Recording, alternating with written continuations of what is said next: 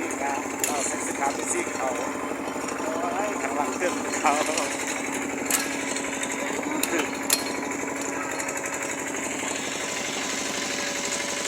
นี่ยโซเฟอร์ที่โซเฟ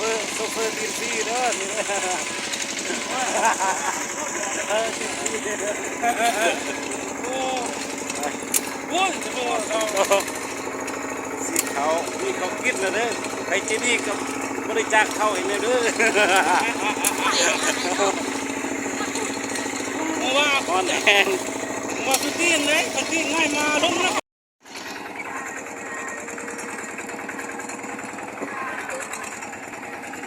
ไอ้ทางเข้าบ้านเลยว่ะทางเข้าบ้านเลยก็ชีวิตแห้งเนาะ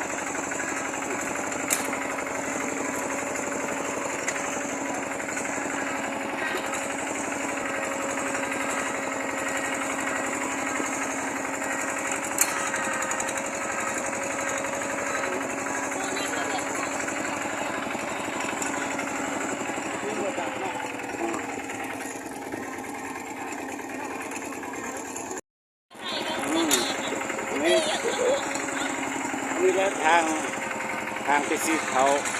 ทางเขาบ้านเนาะ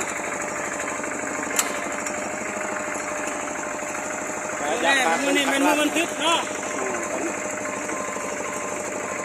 ว่าเขาไปที่เขาจะลบท่า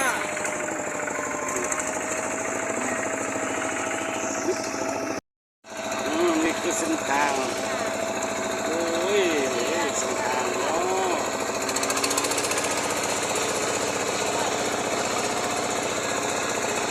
นี่แหละคืนเส้นทางน้ำไหลไฟสว่างนี่เลยน้ำจะไหลลงเลยตามเส้นทาง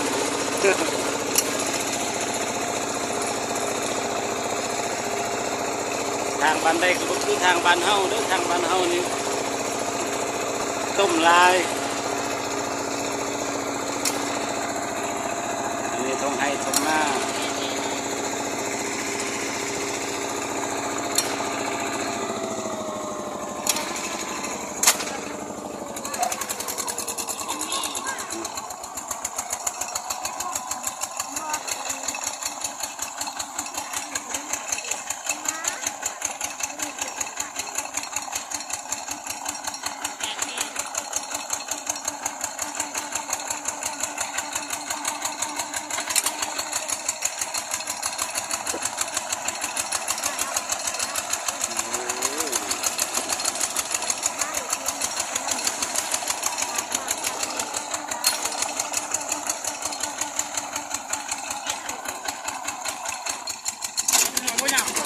ย่างกันยากกันเอาทางนี้แหละอันนี้มีแต่วันเดียวนี่แหละไปแล้ว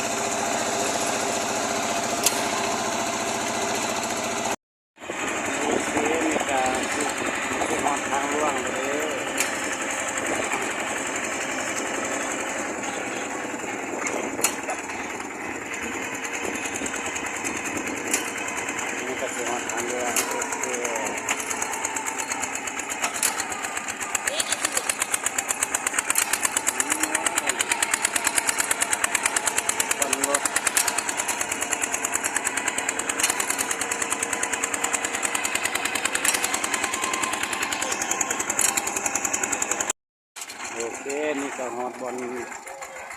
ลเติมยาเติมลมแล้วเนาะเติมลมควันยางก็อ่อนแห้งเนาะแบกรถจะเมืองมาสู้ต้องหานว่าเขาจะเอาสันใดลงมาเลย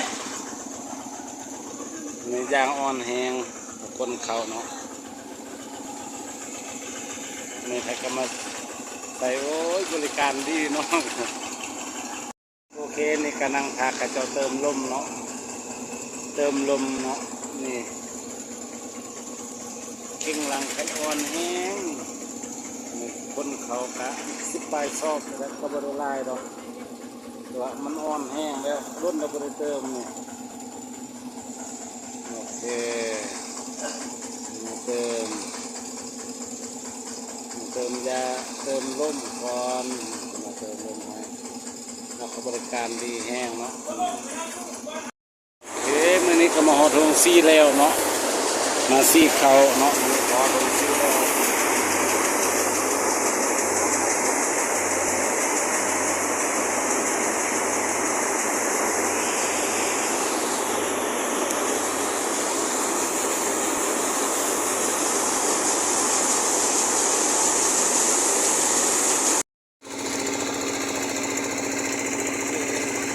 นี่ก็เสร็จทุกอย่างพอดีแล้วเนาะเสร็จอย่างพอดี